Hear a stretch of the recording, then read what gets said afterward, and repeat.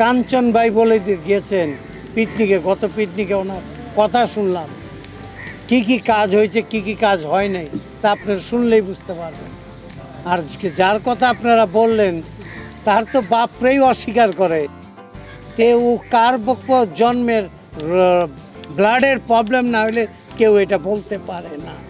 কারণ ও যাকে তার মুখ দেখলো, যাকে তার চিনলো দুনিয়া, তার কথাই ভুলে যায়, তার দুনিয়াতে আর কি দেখবে ও?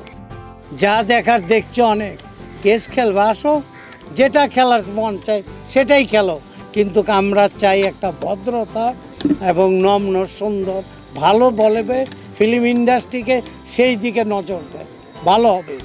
আমাদের ফিল্ম ইন্ডাস্ট্রি এই করতে করতে ফিল্ম ইন্ডাস্ট্রি ধ্বংসের পথে গেছে, আর ধ্বংসের পথে যেন না যায়, ফিল্মটা বেঁচে থাকে সেই দিকে খেয়াল রেখে সবাই সুন্দর এবং ধৈর্য ধরে কাজ করেন, ভালো হবে। আমি 106 জনও বলবো না, আর 103 জনও বলবো না, যারা বাকি আছে আশা এখনো হয় নাই, হয়তো অনেকে বাকি, তাদের সবাইকে নিয়ে আমি শিল্পী সমিতির সবাইকে ধন্যবাদ জানাচ্ছি। কারণ আমরা কাউরে আলাদা করতে চাই না।